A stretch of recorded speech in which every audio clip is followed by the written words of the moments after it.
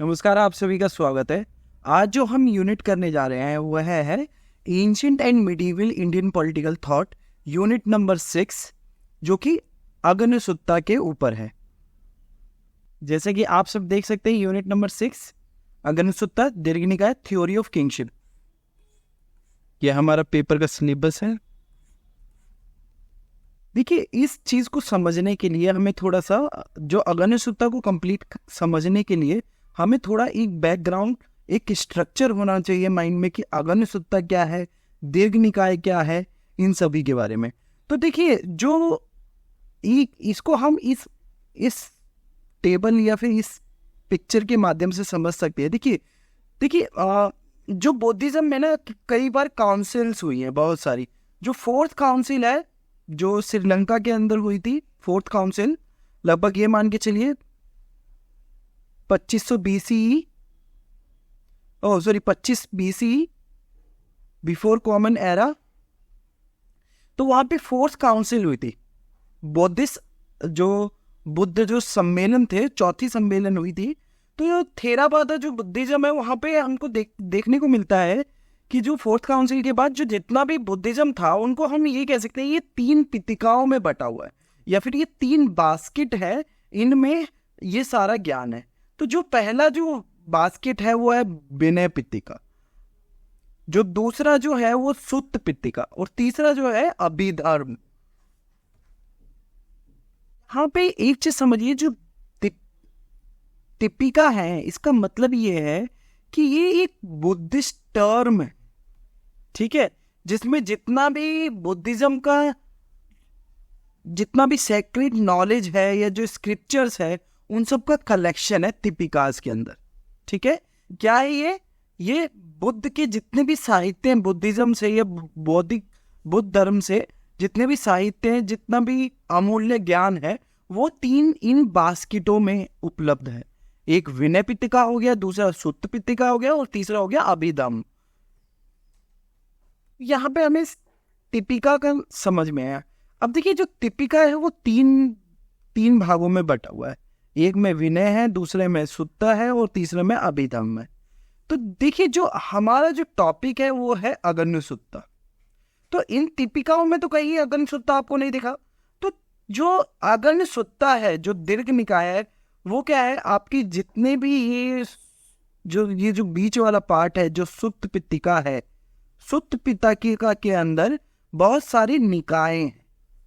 ठीक है, 1 2 3 4 5 निकायें हैं। ठीक है, अब इन 5 निकायों में हमने देखा कि ये जो टर्म है दीर्घ निकाय, ये दिखने को मिलता है। यहां पे ये रहा दीर्घ निकाय। देखिए, जो सुत्त पितिका के अंदर जो पहला जो निकाय है दीर्घ निकाय, इसके अंदर ये आता है। इसके अंदर कौन से वाले के अंदर आता है? जो 27वां जो वर्सेस है या चैप्टर कह सकते हैं, उसके अंदर हमें ये देखने को मिलता है। या जो अगन्यसुत्ता है वो 27वां सुत्ता है दीर्घ निकाय के अंतर्गत। तो ये टर्म, ये नंबर याद रखिएगा, 27 सुत्ता ऑफ दीर्घ निकाय। अब देखिए, इधर तो बहुत सारे, मगर हमें सुत्त पितिका पे ही क्यों फोकस करना है? देखिए, सुत्त पितिका के अंदर ही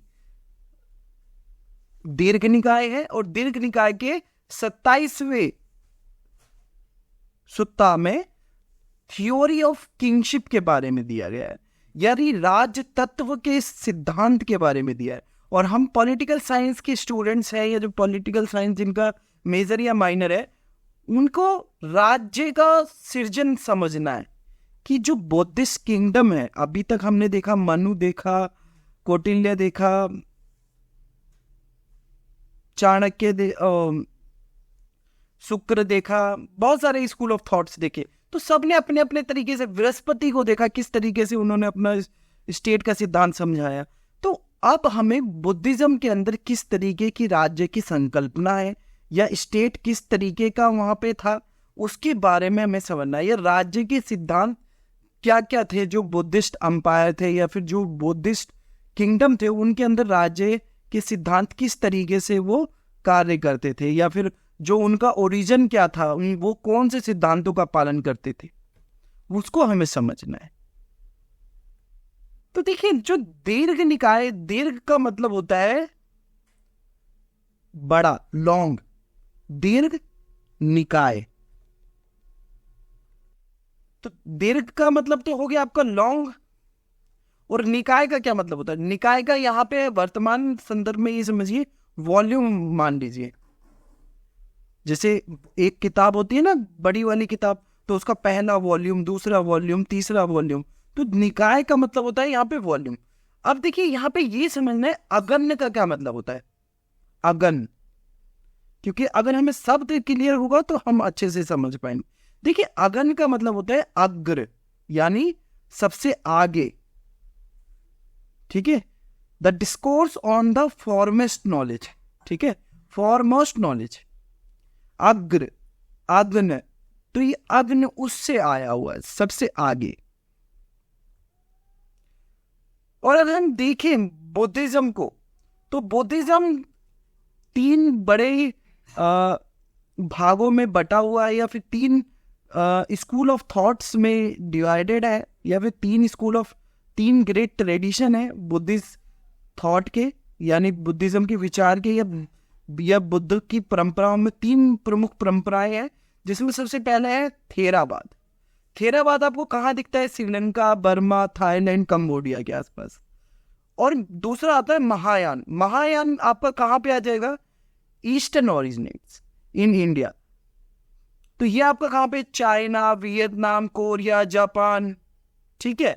उसके बाद आता है वज्रयान। वज्रयान ये कहाँ पे आता है आपका? ये आपका आता है तिब्बत, मंगोलिया, नेपाल, भूटान।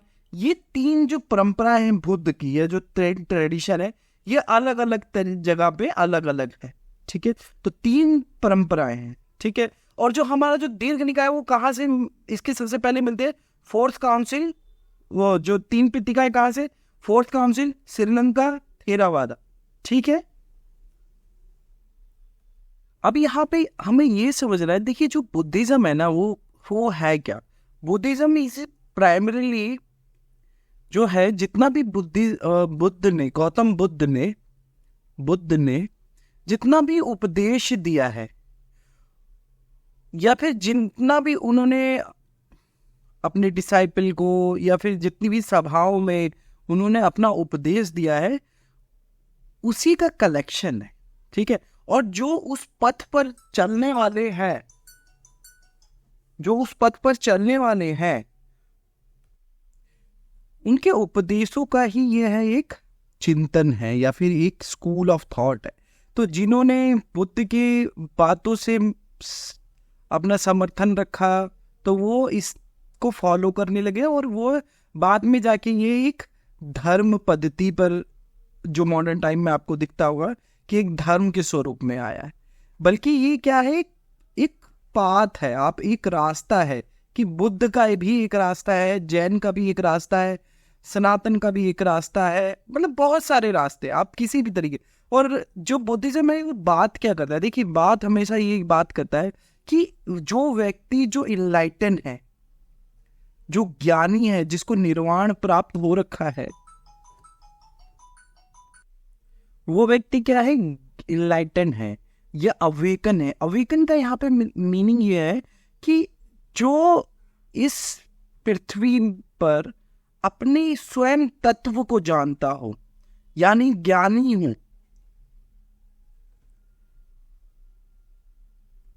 यानी अगर हम दूसरी भाषा में अगर इसे बोले, तो बौद्ध धर्म एक गहन आध्यात्मिक परंपरा है, जो बुद्ध के अटूट श्रद्धा पर परिभाषित होती है, जिन्हें अक्सर प्रबुद्ध व्यक्ति या जागृत व्यक्ति कहा जाता है।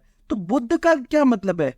जो जागृत है, जिसकी इंद्रियां जागृत है, जिसने इसका संसार का मूल तत्व जान लिया है, वो जागृत है, वो प्रबुद्ध है, इत्यादि। ये बात क्या है? The core of this religion centres around the teaching and profound wisdom of Buddha. देखिए, जो इस पंथ का जो मूल है, वो क्या है? जो बुद्ध की शिक्षाएं हैं, जो गहन ज्ञान पर केंद्रित है, और इसी का लोग अनुसरण करते हैं, बुद्ध के ही मार्गों का अनुसरण करते हैं। और वो मार्ग कौन कौन से हैं बुद्ध के? करुणा एक सबसे इंपॉर्टेंट, सचेतना, आत्म जागरूकता यानी सेल्फ अवेयरनेस, अपने आप के बारे में जागरूक होना, इत्यादि सिद्धांत हैं।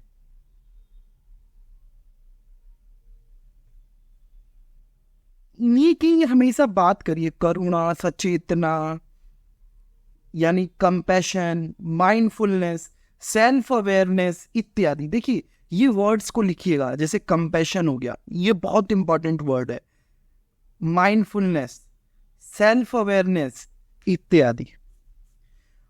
बुद्ध ने जिनका समर्थन किया, इन्हीं का समर्थन किया, और अंत ज्ञान, आत्मज्ञान और आंतरिक शांति के लिए अपना रास्ता तलाशते रहे। आंतरिक शांति, ध्यान और महान अष्टांगिक मार्ग या अष्टांगिक पथ का पालन, बोला जाता है ना कि नोबल 8 फोल्ड पॉलिसीज को आप, और जो नोबल 8 पाथ है उनको फॉलो करो इत्यादि। इन सब के बारे में बुद्धिज्म बताता है। ध्यान की बात करता है, महान अष्टांगिक पथ की बात करता है।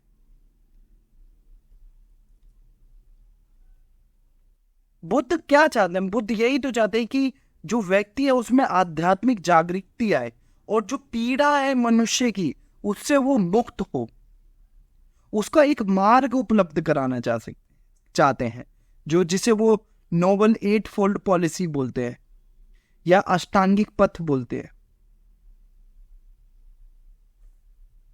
यही बुद्धिज्म है। अब इसी के कंटेक्स्ट में, यह आपको समझ में आने के बाद, इसी के कंटेक्स्ट में हमें अब इनका जो थ्योरी ऑफ स्टेट है उसको डिकोड करना है। तो यहां से आपको बुद्धिज्म का जो शुरू का, जो अगर किसी के पास थोड़ा सा भी नई नॉलेज होगा, उससे यहां से अपना जो बेसिक है बुद्धिज्म का वो यहां से क्लियर हो जाए। और आप जब एग्जाम में लिखें तो ये इस तरीके के जो चित्र हैं, कोशिश करिए कि ये जो टेबल है इसको बना के समझाए, कि जैसे तिपिका हो गया, विनय पिटिका हो गया, सुत्त पिटका हो गया, अभिधम्म हो गया। हमें विनय पिटिका नहीं पढ़ना है यहाँ पे, ना अभिधम्म पढ़ना है, हमें यहाँ पे सुत्त पिटिका के दीर्घ निकाय के 27वां जो सुत्त है, अगन सुत्त, उसे पढ़ना है, उसे समझना है कि उसके अंदर राज्य का सिद्धांत कैसा है, यह कि राज्य की परिकल्पना कैसी है, बुद्ध ने किस तरीके के राज्य की परिकल्पना की है। अगर आगे और ऐड करना चाहे तो आप ये देखिए कि बुद्ध क्या बात करते हैं। बुद्ध यही तो बोलते हैं कि ये जो भौतिकता है जिसने समाज को जकड़ लिया है, इससे मुक्ति कैसे मिले लोगों को। ये जितना भी अटैचमेंट है, इच्छाएं कैसे मनुष्य के दुख का कारण है, इससे कैसे निकला जाए, इन सब के बारे में अपना।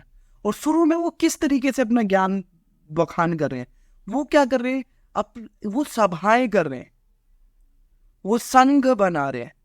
और शुरू में देखेंगे तो जो बुद्धिज्म का अगर शुरू में देखेंगे, बुद्ध ने वैसे अपने जीवन में कोई किताब नहीं लिखी, उन्होंने केवल अपना प्रीच करा है। उनके जो डिसाइपल है, आनंद हो गए, बहुत सारे लोग हो गए, उन्होंने लिखने की कोशिश करी कि नहीं, बुद्धा की जो टीचिंग्स है उसको लिखने की बात, उसको लिखा जाए, उसको आम जन तक पहुंचाए। मगर बुद्ध ने क्या करने की कोशिश की, बुद्ध ने संघ का निर्माण करा, संघों के माध्यम से उपदेश देने की कोशिश करी, जो कि काफी टाइम तक ओरल ट्रेडिशन में चलता रहा। अब बात करते हैं अगन्य सत्ता की। तो जैसे इसका मीनिंग है, मैंने पहले ही शुरू में कर दिया। अगन्य का मतलब क्या होगा, सबसे आगे। सुत्त का मतलब क्या हुआ, यहां पे सुत्त का मतलब ये हो सकता है, सूत्र भी हो सकता है, या डिस्कोर्स भी हो सकता है, डिस्कोर्स यानी सूत्र भी हो सकता है। तो अगन्य सुत्त, अब इसके अंदर हमें क्या मिलता है, देखिए जो बुद्धा की टीचिंग्स है, किसके लिए, इमरजेंस ऑफ जो गवर्नेंस के लिए क्या टीचिंग्स था एंशिएंट टाइम में, जो बुद्धा का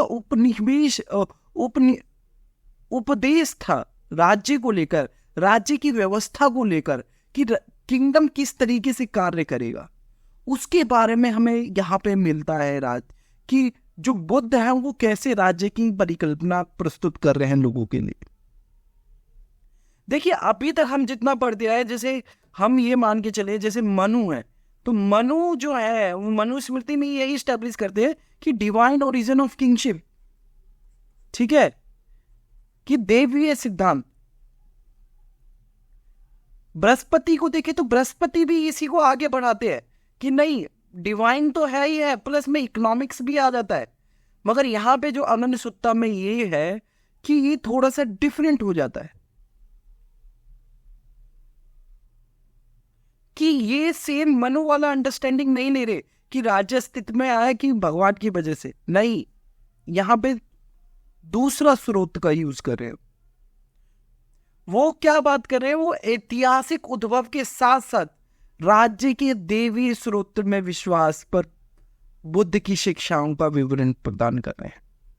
कि देखिए वो historical emergence of governance in India की बात कर रहे हैं, ठीक है, वो डिवाइन को भी लेके चल रहे, मगर वो हिस्टोरिसिटी क्या है, वो ऐतिहासिक तत्व क्या है जो राज्य बनने के लिए मजबूर हुआ, ये राज्य बना, राज्य का कैसे निर्माण हुआ। तो यहाँ पे हमें उस हिस्टोरिसिटी को समझना है, वो ऐतिहासिक उद्भव क्या है जो बुद्ध बताने की कोशिश कर रहे हैं कि राज्य कैसे अस्तित्व में आया। देखिए यहाँ पे तो हमें थोड़ा सा बुद्ध के बारे में पता चल रहना चाहिए। देखिए बुद्ध खुद भी एक रिपब्लिकन से आ रहे हैं, एक रिपब्लिक से आ रहे हैं, एक गणराज्य से आ रहे हैं। पर जरा मीनिंग देखना चाहें तो आप देख सकते हैं, सुत्त का मतलब होता है उपदेश, विनय का मतलब होता है आचरण या फिर कंडक्ट, और अभिधम्म जो है मेटाफिजिक्स है, तत्व मीमांसा है यहाँ पे, जो थ्री बास्केट ऑफ बुद्धिज्म है। उसके बाद आते हैं दीर्घ निकाय। दीर्घ निकाय का क्या मीनिंग है यहाँ पे ये समझना है। देखिए दीर्घ निकाय जो कि वन ऑफ द फर्स्ट निकायज है सुत्त पितिका का, और जो दीर्घ निकाय है वो क्या है, गौतम बुद्ध के द्वारा जितना भी ज्ञान दिया गया है डायलॉग फॉर्म में, जो आनंद है उनको जो भी ज्ञान दिया गया उन सब का कलेक्शन है। तो इसके अंदर जो दीर्घ निकाय है उसमें 180 डायलॉग्स हैं, ठीक है। और सबसे पहला जो डायलॉग है वो है ब्रह्मजाल, इसको लिखिए ब्रह्मजाल। अगर इसका इंग्लिश अगर लिखना हो तो कैसे लिखा जाएगा, the all embracing net of views, Brahmajal. इसी के अंदर हमें राज्य का सिद्धांत मिलता है एक्चुअल में, ठीक है। तो पहला जो डॉक्ट्रिन है जो दीर्घ निकाय का, वो है, जो पहला जो डायलॉग है वो है ब्रह्मजाल। इसी ब्रह्मजाल में हमें कंसेप्ट देखने को मिलता है जो महासमानता है या महासम्मता है। इस शब्द को लिखिए, महासम्मत या महासम्मता, इसके बारे में हमें देखने को मिलता है। तो देखिए जो जैसे कि हम कौटिल्यन स्टेट में देखेंगे तो स्वामी है तो वो स्वामी वर्ड यूज करते हैं, जो बृहस्पति हैं वो पृथ्वीपति यूज करते हैं। और यहाँ पे जो कौटिल्यन जो स्टेट है वहाँ पे जो लीडर है उसको महासम्मत के तौर पे देखा जाता है। महासम्मत का मीनिंग यह है ग्रेट इलेक्ट, जिसे कम्युनिटी ने इलेक्ट करा हो अपने समाज को चलाने के लिए, ठीक है। तो महासम्मत के बारे में जिक्र है, एक सामाजिक अनुबंध के बारे में जिक्र मिलता है यहाँ पे दीर्घ निकाय में, जो पहला जो ब्रह्मजाल है उसके अंतर्गत। और कैसे हमें शुरुआती जो बुद्ध के सूत्र हैं कि शासन किस तरीके से करा जाए, किस तरीके से हम शासन पद्धति को आगे बढ़ाएं, कैसे गवर्न करें, लोगों को कैसे नियमित करें, किस तरीके से राज्य की परिकल्पना है, उन सब के बारे में ब्रह्मजाल के अंदर मिलता है। अब आते हैं हम अगन्य सुत्ता पे, ठीक है। देखिए अगन्य सुत्ता जो है वो एक तरीके से सबसे पहले एक ऐसे स्टेज की बात कर रहा है, एक ऐसा काल्पनिक समाज की बात कर रहा है जहां पे सब चीज अच्छा चल रहा है, बहुत समतामूलक समाज है, एक सामंजस्यपूर्ण है, हर जगह शांति है, नर मादा में, व्यक्ति पुरुष में, सब जगह एकदम शांति है, किसी भी तरीके का जो नैतिकता है कोई हरास नहीं है। तो एक तरह से एक गोल्डन एज की बात करता है जो अगन्य सुत्ता है, जो अपने शुरुआती में क्या बोलता है, एक गोल्डन एज था। एक गोल्डन एज से क्या मतलब है कि यहाँ पे हर चीज एकदम परफेक्ट है, कोई भी चीज खराब नहीं है, एकदम परफेक्ट स्टेज है, ना यहाँ चोरी है, ना किसी भी तरीके का पाप नहीं है, किसी भी तरीके की समस्या नहीं है। तो एक इस यहाँ से स्टार्टिंग करता है जो अगन्य सुत्ता है कि एक परफेक्ट एज है कि यहाँ पे जो मनुष्य वो किसी से डिस्क्रिमिनेट नहीं कर रहा है, मेल फीमेल से, गुड इविल से, रिच पुअर से, राजा अपनी प्रजा से, किसी भी तरीके का कोई भेदभाव नहीं है, सब आनंद में है। Human beings lives in the bliss. ये एक स्टेज की बात कर रहा है, एक ऐसी परिस्थिति की बात कर रहा है यहां पे सब चीज परफेक्ट है। यहां पे मैंने ये पिक्चर के माध्यम से कोशिश करी है कि इस तरीके से समझो, एकदम परफेक्ट है, किसी में कोई ईगो का कोई प्रॉब्लम नहीं है। यहां से स्टार्ट करने के बाद कि एक गोल्डन एज से, एक स्वर्णिम काल से शुरू करने के बाद अगन्य सुत्ता आगे के समय के बारे में बात करता है कि जैसे जैसे समय बीतता गया, जैसे जैसे, तो यहाँ पे हुआ कि जितने भी मॉरल्स है लोगों में, जितनी भी नैतिकता है उसमें डिक्लाइन होना शुरू हो गया, नीचे गिरने लगी, नैतिकता नीचे गिरने लगी, और सामाजिक जो बुराइयां हैं वो अग्रसर हुई, जैसे लालच हो गया, चोरी हो गई, सेक्स हो गया, वायलेंस हो गया, मर्डर हो गया, ये सब जैसे जैसे बढ़ते गए तो ऐसे ऐसे लोगों का जो मोरालिटी है, जो नैतिकता है या जो नैतिक मूल्य हैं उनमें गिरावट शुरू हुआ। इस तरीके से अगन्य सुत्ता अपने राज्य की संकल्पना प्रस्तुत कर रहा है। एक स्वर्णिम काल से कैसे कैसे, जो एक स्वर्णिम काल के बाद जैसे समय बीतता गया, कैसे मोरालिटी में डिक्लाइन आया है, लोगों की नैतिकता में कमी आई है, और इसी नैतिकता की कमी से क्या हुआ समाज में कि एक एनार्की और एक डिसऑर्डर या फिर जिसे केओस बोलते हैं वो शुरू हुआ। ठीक है, इसी केओस से कि यहाँ पे एक ऐसी परिस्थिति आ गई जो स्वर्णिम काल से एकदम विपरीत है। यहाँ पे हर कोई किसी न किसी को मार काट रहा है, कोई ना कोई प्रॉब्लम है, चोरी है, डकैती है, लालच है, भय है, मोह है, ये सब प्रॉब्लम है। अब इन सब से निकलने के लिए जो जितने भी बुद्धिजीवी लोग थे या फिर जो जिनके पास थोड़ी सी भी समझ थी, इन सब से बचने के लिए, इन सब को खत्म करने के लिए, in order to put an end to all these evils, कि इन सभी बुराइयों को खत्म करने के लिए जो बुद्धिमान या तार्किक लोग बैठे, उसके बाद उन्होंने जो तर्क करा और बोला कि नहीं, हमको इन सभी चीजों से बचने के लिए हमें एक महासम्मत की जरूरत है। ये है आपका एक तरह से महासम्मत,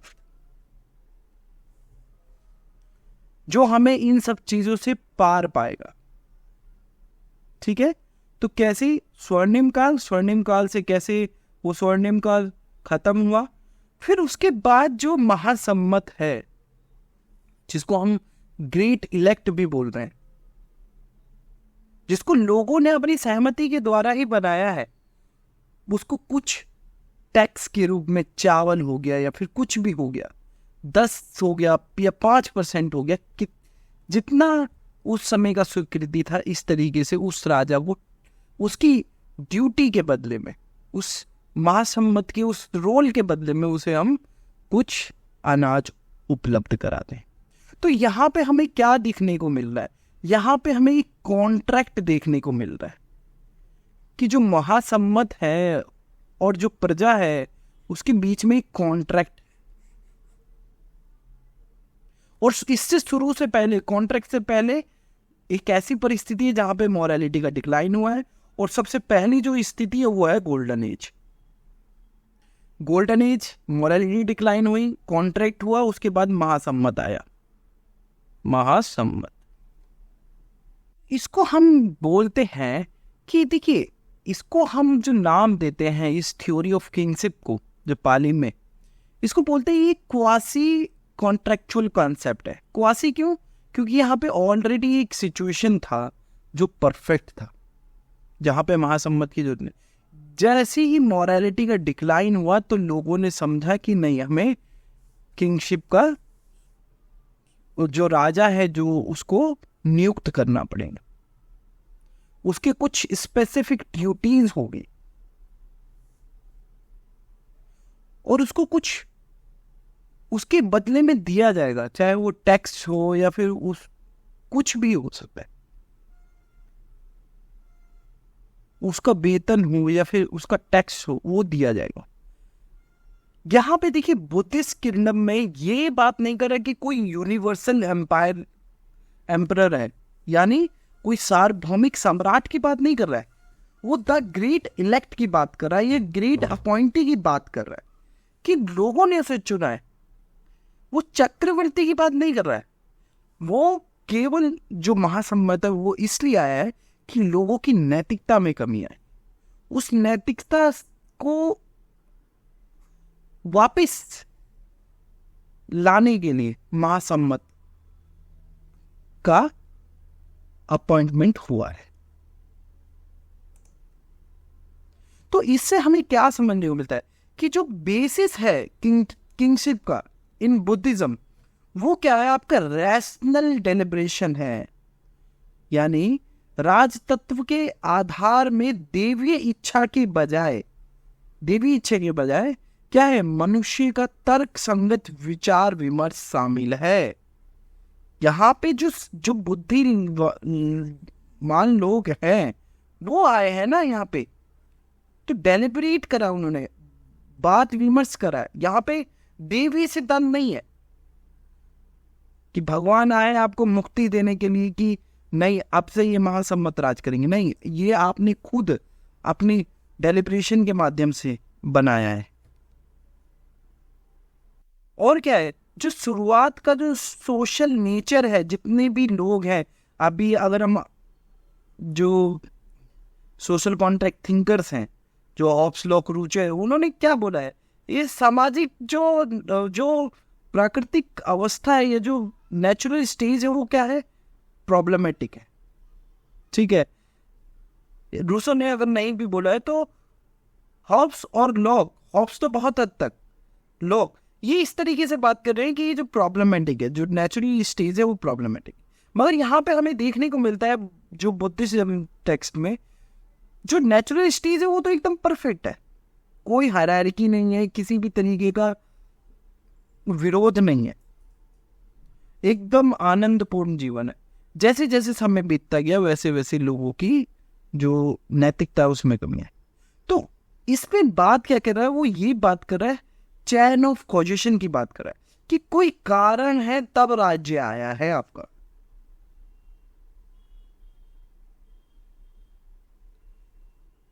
और क्या बात कर रहे हैं? और ये किस लिए आया है? क्योंकि आप अज्ञान में पड़ गए हैं, अज्ञानता ही आपकी पीड़ा है,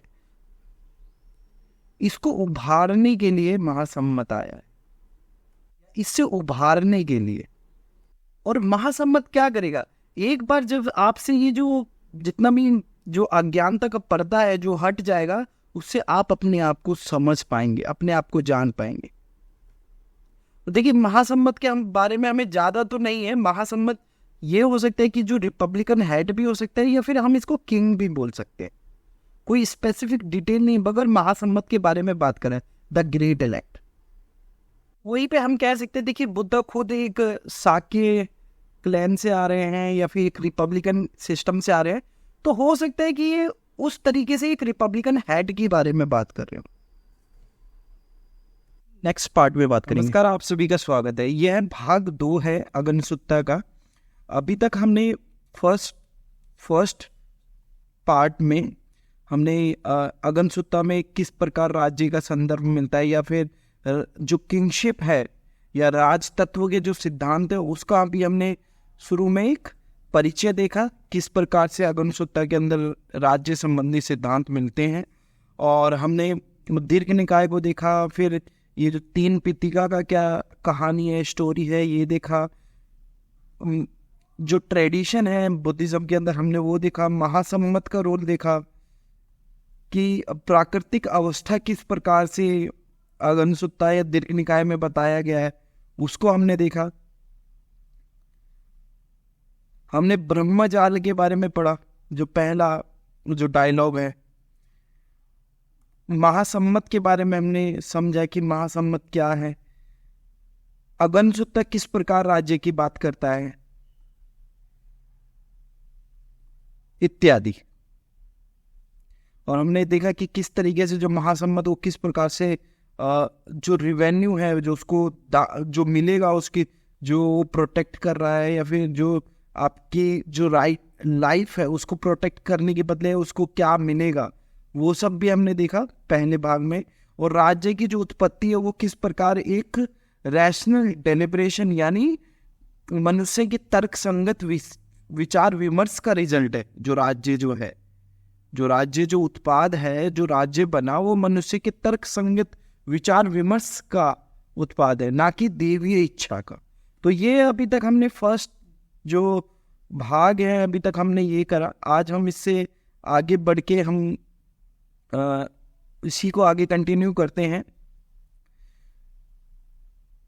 तो आगे का जो चैप्टर है जिसमें ये बताने की कोशिश करिए जो ओरिजिन हो किंगशिप का, या फिर जो राज तत्व का जो शुरुआती है, या फिर जो साम्राज्य का शुरुआत है वो किस प्रकार हुआ। देखिए यहाँ पे जो बुद्धिस्ट टेक्स्ट में ये मेंशन करते हैं कि किस प्रकार जो कृषि विज्ञान है वो किस तरीके से इमर्ज हो रहा है, यानी जो डेवलपमेंट ऑफ प्राइवेट प्रॉपर्टी है वो किस तरीके से इमर्ज हुआ। ठीक है, उसके बाद जो फूड है वो कैसे एक्स्ट्रा होने लगा, मतलब जो फूड का एक्यूमुलेशन है, या फिर जो उत्पादकता है, या फिर उसको संचय करने की जो विधि है वो किस तरीके से प्रबुद्ध हुई या फिर अच्छी हुई। इसके बाद क्या हुआ, जैसे जैसे ये सब चीज़ें बढ़ती गई, private property, accumulation of extra food and resources, इसके बाद धीरे धीरे एक सोसाइटी क्रिएट होने लगी, स्टेट आने लग गया, या फिर एक समाज का निर्माण होता है। तो इसमें देखिए बहुत सारे फैक्टर्स हैं जिन्होंने राज्य के गठन में महत्वपूर्ण भूमिका निभाई है, जिसमें से उत्पादकता हो गया, प्राइवेट प्रॉपर्टी हो गया। फिर उसके बाद हम देखें तो और दूसरा क्या है कि एक तरफ तो ये टेक्नोलॉजी में राइज हो रहा है, और दूसरी तरफ जो ह्यूमन जो वैल्यूज है, जो मोरालिटी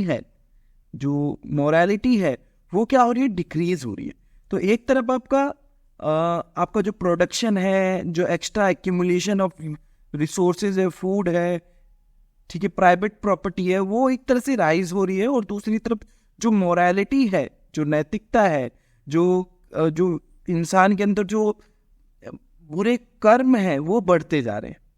ठीक है, जिसमें बताया गया है कि किस प्रकार से जो समाज बढ़ने लगा, जो समाज निर्मित हुआ, उसके अंदर किस तरीके से डिजायर फॉर सेल्फ अपीयरेंस, कि स्वयं का भाव आने लगा, व्यक्तिगत भाव आने लगा, सेल्फ स्टीम की बात करने लग गए लोग, आत्मसम्मान की बात, डिजायर, इच्छा, एक्सेसिव लॉन्गिंग वेल्थ, कि लोग अपना जो इज्जत है वो इस तरीके से समझने लगे कि जिसके पास जितना ज्यादा वेल्थ होगा उसकी समाज में ज्यादा इज्जत होगी। स्टीलिंग होने लगी, ठीक है, चोरी होने लगी, लालच बढ़ गया। तो ये दूसरी ओर हम देखते हैं कि जो मोरालिटी है, जो समाज, जो बुद्धिस्ट जो नेचुरल जो स्टेज है, या फिर जो प्राकृतिक अवस्था है जहाँ पे किसी प्रकार का भेदभाव नहीं था। वो आज जो वर्तमान जो समाज है, इन सब के आने से किस तरीके से लोगों की जो नैतिकता है वो किस तरीके से घटती जा रही है। और इसी को दूर करने के लिए, इसी समस्या को दूर करने के लिए इन बड़े राज्यों में या फिर इस समाज में जो महासम्मत है, द ग्रेट इलेक्ट है, उसका नियुक्ति करना अनिवार्य हो गया। तो इस प्रकार से जो बौद्धिस्ट लिटरेचर में या फिर जो बुद्ध के जितने भी साहित्य हैं, इस प्रकार से हम राज्य का उत्थान देखते हैं। इसी के स्वरूप जैसे ही जो द ग्रेट इलेक्ट है, जो महासम्मत है, वो निर्मित हुआ और उसकी सत्ता के बदले, उसकी प्रोटेक्शन के बदले उसको क्या है, लोग अपने उपजाऊ का एक जो भाग है वो देने लगे। और इसी से हमें ये समझ में आता है कि जो राज्य का जो अस्तित्व है ना, बुद्धिज्म में या फिर जो बुद्धिस्ट टेक्स्ट में या अगम सुत्ता में, हम ये कह सकते हैं कि वो एक कॉन्ट्रैक्ट पे आधारित है। ठीक है, एक सामाजिक अनुबंध पे आधारित है। सामाजिक अनुबंध पे, अनुबंध का मतलब होता है कॉन्ट्रैक्ट, अनुबंध पर आधारित है। क्योंकि हम देख रहे हैं कि इस सोशल कॉन्ट्रैक्ट से पहले, जो ये जो सामाजिक अनुबंध से पहले समाज में किस प्रकार की समस्या है। समाज में अराजकता है, डिसऑर्डर है, लोग रूल्स को फॉलो नहीं कर रहे, मोरालिटी एकदम डिक्लाइन होती जा रही है। इससे लोगों को जो निर्वाण है वो दूर होते जा रहे हैं, लोग बुरे कर्म में जाते जा रहे हैं। तो उन सब से बचाने के लिए एक कॉन्ट्रैक्ट हुआ। जितने भी तर्क संगत जो व्यक्ति थे वो जब आए सामने तो उन्होंने बात करा कि फिर एक महासम्मत जो किंग है उसका उदय होता है।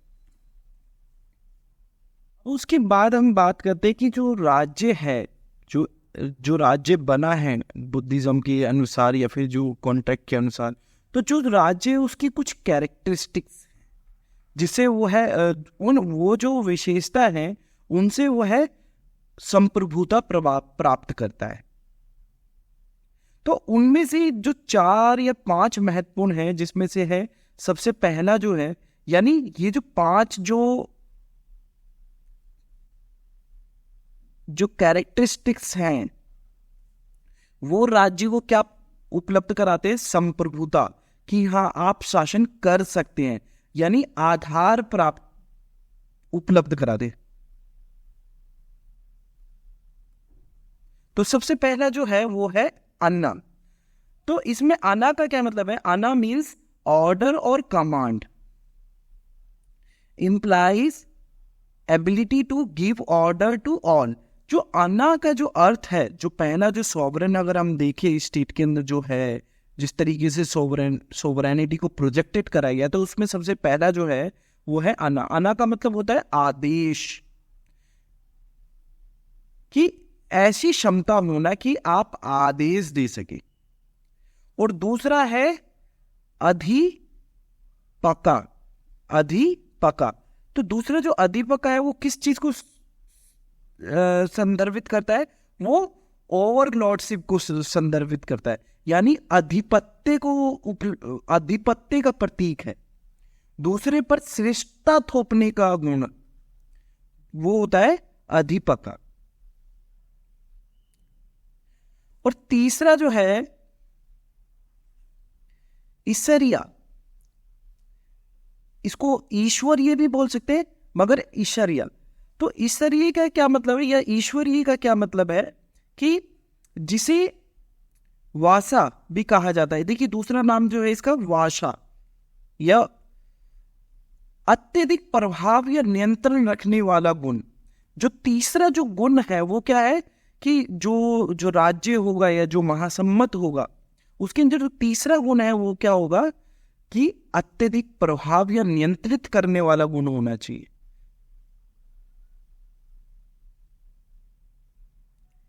ऐसा गुण जो संप्रभुता को थोप सके लोगों पे, कि नहीं मैं सोवरेन हूं, आप मेरा आदेश मानिए, और आपको मानना पड़ेगा। ठीक है। और चौथा है सिरी। चौथा क्या है, सिरी। सिरी का यहां पे मतलब है सौंदर्य, वैभव, महिमा, समृद्धि, भौतिक संपत्ति पर आधारित होती है सिरी। अगर हम बुद्धिज्म के राज्य के संप्रभुता का अगर हम अर्थ देखें तो उसका यह आयाम है कि संपूर्ण अधिकार होना, कि राजा के पास या राज्य के पास पुरस्कार और दंड देने दोनों की क्षमता होगी, और सभी को आदेश देने और किसी से आदेश को मनवाने की क्षमता, ये सभी शामिल है सॉवरेनिटी के कंसेप्ट से। अन्ना, अधिपक्का, ईश्वरीय या ईश्वरीय, वसा और सिरी, ये चारों या पांचों ये गुण राज्य के अंदर उपलब्ध होंगे आफ्टर कॉन्ट्रैक्ट के बाद राज्य के अंदर या महासम्मत के पास ये सभी क्वालिटीज आएंगी, अन्ना, अधिपक्का, ईश्वरीय, वसा, सिरी। अब उसके बाद जो बुद्धिज्म में जो राजा है, जो महासम्मत है, उसकी क्वालिटीज के बारे में या फिर जो उसकी 7 प्रकृति के बारे में या फिर 7 तरीके खजानों के बारे में बात कराई है कि उसके पास ये 7 रत्न होने चाहिए। यानी ये जो 7 रत्न हैं, सब रत्न, ये है होने चाहिए सप्तरत्न। तो जो बुद्धिज्म के अंदर फिर उसके बाद जैसे देखिए, अगर हम देखिए कौटिल्य को हमने करा तो वो राज्य के 7 अंग के बारे में बात करते हैं, जिसमें स्वामी, अमात्य, दुर्ग, जनपद, कोश, बल, सुरहित या मित्र। मगर यहाँ पे जो बुद्ध अगन सुत्ता है उसमें ये बात करता है कि जो धार्मिक राजा होगा या फिर जो अच्छा राजा होगा वो ये 7 तरीके की क्वालिटीज या इन 7 तरीके के रत्न उसके पास उपलब्ध होंगे। तो सबसे जो पहला जो रत्न होगा वो होगा चक्र रत्न। चक्र रत्न का मतलब होता है व्हील, यानी जो राजा होगा उसके पास चक्र रत्न होगा, और वो किसका प्रतीक है कि वो जो नागरिक है उन पे शासन कर सकता है, डोमिनियन, अपना शासन स्थापित कर सकता है। तो चक्र रत्न। उसके बाद है हाथी रत्न। हाथी रत्न किस बात को बताता है कि जो प्रजा है उसको कंट्रोल भी कर सकता है। अभी जैसे हमने जो ऊपर आयाम देखे हैं सोवरेनिटी के राज्य के पास, उसमें किस प्रकार से आधिपत्य वाला था, यानी आधिपत्य, और वही अगर हम राजा की क्वालिटीज में देखें जो 7 रत्न है उसमें दूसरा है हाथी रत्न, कंट्रोल ओवर डोमिनियन। कि हाथी रत्न का यहाँ पे मतलब यह है कि जैसे हाथी कंट्रोल करता है उसी प्रकार जो राजा है, जो महासम्मत है, वो कंट्रोल करेगा अपनी प्रजा को। उसके बाद है अश्वरत्न।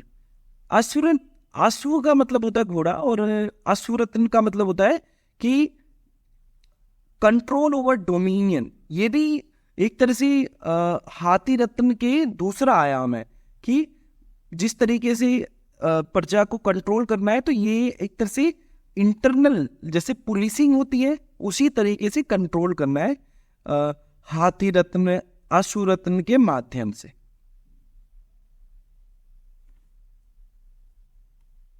परिनायका रत्न, तो इसका भी क्या है कि काउंसलर ट्रेजर, कि जो पार्षद का खजाना है उस खजाने के माध्यम से कंट्रोल करना है कि कितना मनी फ्लो होगा, कितना नियंत्रण रखना है। और 5वां है इथि रत्न। इथि रत्न का मतलब होता है women treasure, basis of control, यानी कि महिलाओं की सुरक्षा की जाएगी, और ये बेसिस ऑफ कंट्रोल होगा कि महिलाओं की सुरक्षा करने के लिए। और जो 6th है वो है मणि रत्न। जो राजा होगा, जो धर्माज्य राजा होगा, वो प्रीसियस, उसके पास बहुत सारे बहुमूल्य रत्न होंगे। और जो 4था है सॉरी, जो सातवां है वो है गहापति रत्ना, यानी पीपल, टैक्सेशन, ये भी बेसिस होगा कंट्रोल का। तो हम सब देख रहे हैं कि इधर तीन तरीके के हम सबको आयाम मिलते हैं। सबसे पहला है डोमिनियन, सेकंड भी है कंट्रोल ओवर डोमिनियन, और जो थर्ड है बेसिस, यानी बेसिस ऑफ कंट्रोल क्या होगा, कि जो राजा है वो किस आधार पे करेगा। सबसे उसमें क्या क्या है कि महिलाओं की सुरक्षा हो गया, दूसरा हो गया जितने भी जो खनिज पदार्थ हैं राज्य के, जो बहुमूल्य रत्न हैं, उसको प्रोटेक्ट करने के लिए, लोगों को प्रोटेक्ट करने के लिए, व्यवस्था को बनाए रखने के लिए, इन सभी को प्रोटेक्ट करने के लिए। और ये 7 क्वालिटीज किसी भी राजा के अंदर होनी चाहिए। इसी को बुद्धिज्म में सप्त रत्न के नाम से जाना जाता है।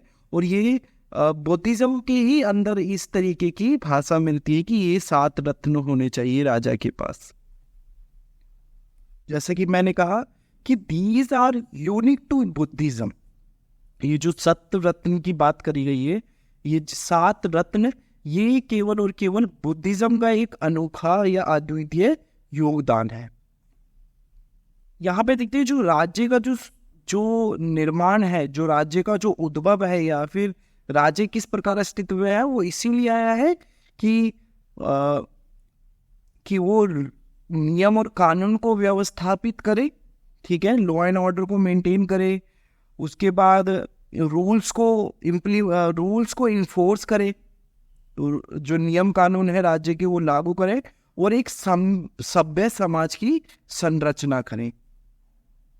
प्रकार देखते हैं कि जो राज्य है यहाँ पे एक अग्रीमेंट है, कि एक अग्रीमेंट के द्वारा उत्पन्न हुई एक संस्था है जो कि क्या काम करेगी, लोगों को गवर्न करेगी। जो लोगों के अंदर मोरालिटी, नैतिकता कम हो रही है, उसको सुदृढ़ करेगी, समाज में न्याय व्यवस्था को लागू करेगी, और एक सभ्य समाज का निर्माण करेगी। इसी स्वरूप में हम भी ये भी कह सकते हैं, ये एक म्यूचुअल अग्रीमेंट है नागरिक और महासम्मत या राज्य के बीच में। ये क्या है, एक म्यूचुअल अग्रीमेंट है, एक आपसी समझौता है दोनों के बीच में। अब इस म्यूचुअल अग्रीमेंट के बाद, या फिर ये जो आपने देखा कि ये जो कॉन्ट्रैक्ट हुआ है, जिसके बेस में हम देख सकते हैं कि टैक्सेशन भी है, कि आपको कुछ अपने उपजाऊ का कुछ देना होगा। उसके बाद जो प्रोटेक्शन के बाद आपको क्या क्या प्राप्त होता है, यानी क्या क्या चीज़ मिलेगी अगर आप किसी अग्रीमेंट में आते हो इस प्रकार के, तो वो उसके बाद आपको क्या फ़ायदा होगा। तो सबसे पहला जो है वो है रॉयल प्रोटेक्शन, यानी शाही सुरक्षा मिलेगी लोगों को।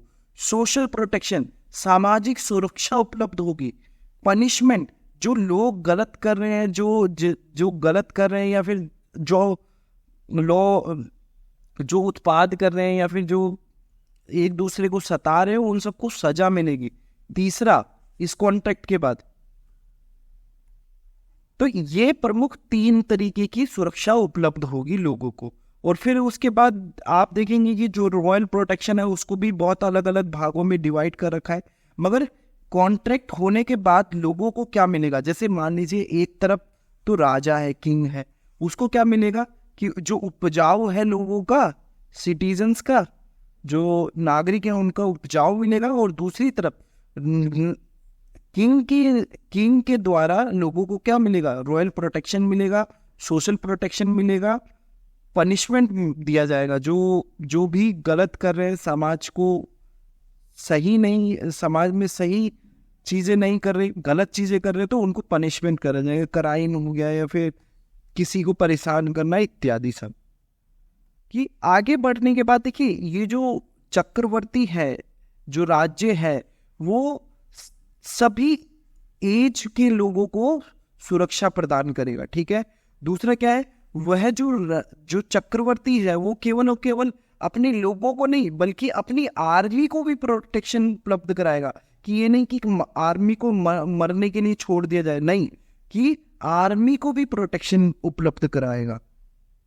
देखिए कि जितने भी जो रीजनल किंग्स हैं, ये जो क्षेत्रीय, ये जो प्रांतीय राजा हैं, छोटे छोटे देशीय रजवाड़े हैं, उन सबको भी प्रोटेक्शन उपलब्ध कराएगा। जो गांव में रहने वाले हैं या टाउन में रहने वाले हैं, उन सभी को सुरक्षा उपलब्ध कराएगा।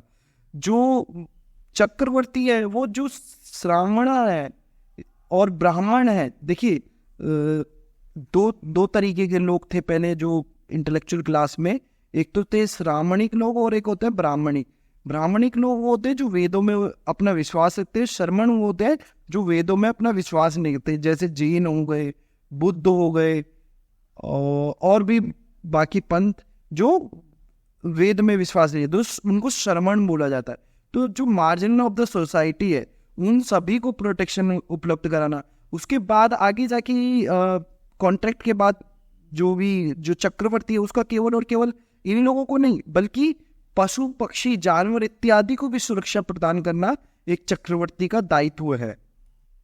यहाँ पे यही निकल के आता है कि जो बुद्धिस्ट चक्रवर्ती है वो केवल और केवल नागरिक को नहीं बल्कि उसकी अपनी आर्मी, अपने लोगों, पशु पक्षी जानवर इत्यादि सभी को सुरक्षा उपलब्ध कराएगा। और अगर हम देखें जो बुद्धिस्ट टेक्स्ट में देखें तो एक वर्ड जो है वो यूज करा जाता है चक्रवर्ती के लिए, वो है रखना वरना कुट्टी। रखना वरना गुट्टी। तो इस वर्ड को आगे हम देखिए जो रखा का मतलब क्या होता है, केयर, ठीक है, केयर। तो वो क्या करेगा, सबकी देखभाल करेगा, सभी नागरिकों की देखभाल करेगा। तो जब वो सबकी देखभाल करेगा और वो चाहेगा कि जो उसके नागरिक है जिनको वो प्रोटेक्ट कर रहा है उसके अंदर, उन नागरिकों के अंदर सहनशीलता हो आए, आत्मसंयम आए, अहिंसा की तरफ बढ़े, दयालुता उनके अंदर आए, करुणा आए। और इसमें बुद्धिज्म ये बोलते हैं कि जो व्यक्ति एक दूसरे की परवाह करते हैं दूसरे भी परवाह करते हैं। यानी अगर राजा उनकी परवाह करेगा तो सेम जो प्रजा है वो भी राजा की परवाह करेगी। तो रखा का मतलब होता है देखभाल करना। और देखभाल किस सेंस में, कि लोगों के अंदर ये चारों आयाम आए या फिर ये चारों जो शिक्षाएं हैं वो लोगों के अंदर, जैसे सहनशीलता हो गया, आत्मसंयम हो गया, अहिंसा हो गया, दयालुता हो गया, करुणा हो गया, ये सब। और अवर्णा का यहाँ पे ये मतलब है कि वो शेल्टर उपलब्ध कराएगा, जितने भी नागरिक हैं उन सबको क्या करेगा, ये आवासीय स्थायित्व उपलब्ध कराएगा, कपड़े उपलब्ध कराएगा, जो बेसिक जो मूलभूत आवश्यकता है वो उपलब्ध कराएगा अवर्णा। तो रखा, अवर्णा, गुट्टी। तो यहाँ पे देखिए अवर्णा का मतलब केवल और केवल हाउसिंग नहीं है बल्कि क्लोथिंग भी है, ये सब उपलब्ध कराएगा। और गुट्टी का मतलब क्या होता है, प्रोटेक्शन, इन सब का प्रोटेक्शन उपलब्ध कराएगा। कि जो बाहर के जो लुटेरे हैं या फिर जो बाहर के जो विदेशी लोग जो आक्रांता हैं, जो शत्रु हैं, उन सब से सुरक्षा उपलब्ध कराएगा। तो गुट्टी का मतलब सुरक्षा। तो रखा, अवर्णा, गुट्टी, ये शब्द आप अपने एग्जाम में भी लिखिएगा बहुत, रखा, अवर्णा, गुट्टी, ये वाला वर्ड। आगे हम देखते हैं कि जो चक्रवर्ती जो राजा है वो देखिए जितने भी जो रीजनल किंगडम है या फिर जो देसी रजवाड़े, उन सभी को भी क्या बोलता है कि गलत कार्य, जीव हत्या, चोरी, व्यभिचार, झूठ बोलना और नशा करने से बचने की सलाह देता है। और ये बोलता है कि उपभोग में संयम की सलाह देता है कि आप किसी भी तरीके से अगर किसी चीज का कंज्यूम कर रहे हैं तो एक अच्छे स्वरूप में उस चीज को कंज्यूम करें या फिर उसका उपभोग करें। तो ये जो चक्रवर्ती उसका जो दायित्व है, जो देशी रजवाड़े हैं उनको भी कंट्रोल करना, ये भी उसका कार्य शामिल है।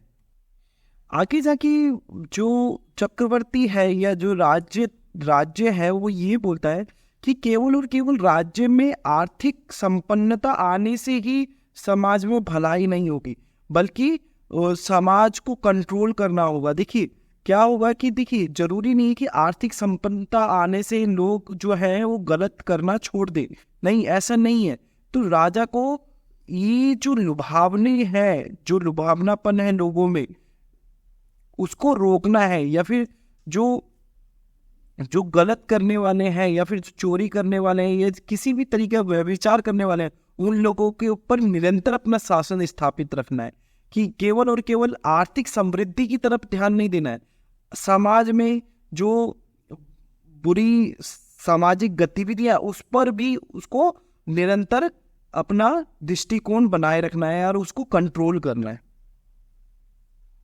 आगे हम देखें जो चक्रवर्ती जो सिंहनाद है उसमें अगर देखिए एक चीज बोला गया है कि यदि कोई व्यक्ति चोरी कर रहा है किसी के जीवन को बचाने के लिए तो उसको पनिशमेंट नहीं दिया जाएगा, या फिर जो दंड है वो नहीं दिया जाएगा, या फिर वो जो न्यायालय के समक्ष प्रस्तुत होगा, या फिर वो विवादास्पद तक है।